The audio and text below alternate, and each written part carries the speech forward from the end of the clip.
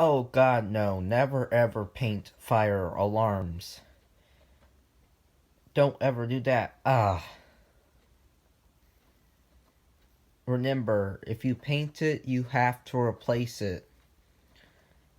So don't do that.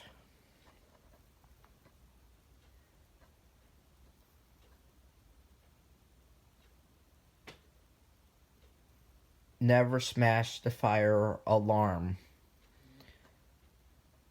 You are going to have to replace it because you're the one who broke it. You tampered with it, you painted it, you smashed it. You are the one responsible for replacing that. So you're going to have to pay the money for a new one.